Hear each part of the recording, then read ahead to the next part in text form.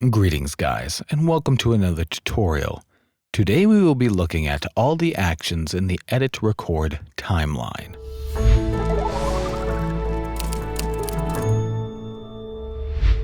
Let's go through the list and start with the first action.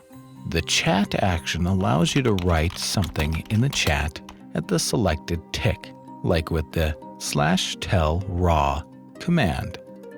You can also write in color, using the square bracket as a formatter.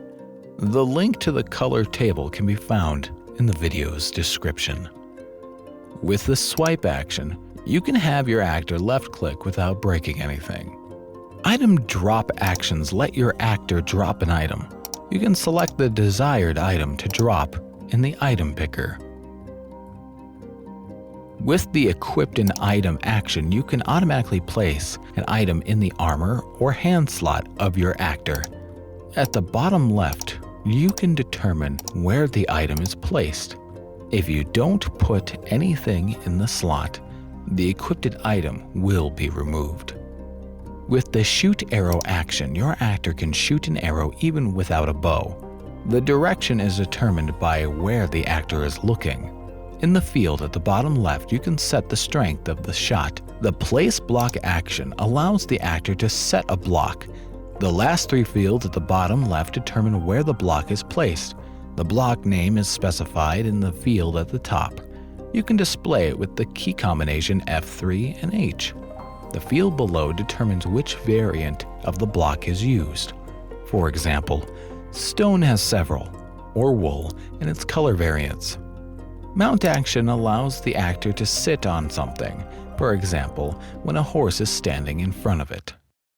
Interact block action, as the name suggests, lets the actor interact with a specific block, for example, a lever or a button.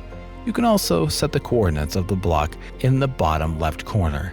If you want to destroy a block, use the break block action. You can even toggle whether the block should drop. Therefore, check the box right above the coordinate fields. The morph action is probably the most used feature. With it, you can select a new morph and animate the actor's poses. A video regarding this will be followed in the future. A little tip, if you press Ctrl M, you can immediately get this action into the timeline.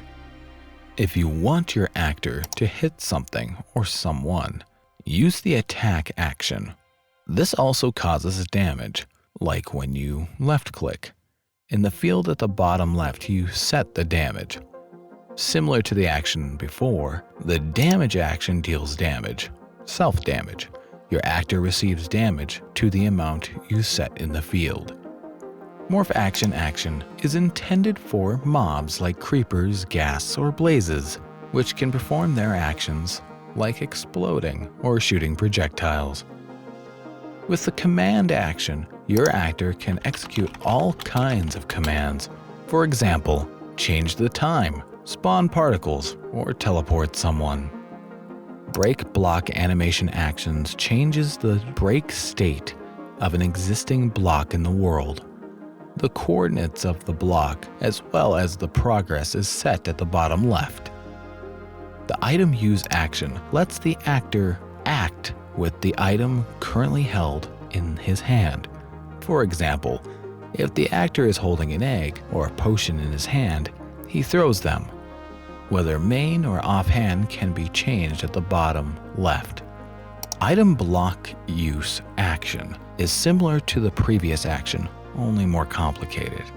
It uses the item that is currently held in the hand. At the bottom left, you can set the orientation, the coordinates, the direction, the hit vector, and whether the item should be used from the main or offhand. Shoot gun action lets the actor use the BB gun that the actor is holding or has held. Interact with entity action lets the actor interact with an entity he is looking at. Applies, for example, to items like name tags or item frames. Necessary for this action is that fake player must be enabled. Close container action lets the actor interact with containers, like with chests. Fake player must be enabled here as well. finally we come to the Emoticons emote action. Here, you can enter the name of the emote you want the actor to play on the tick. You can find the names by completing the emote chat command. By default, pressing the P key opens the window where you can configure and view the emotes.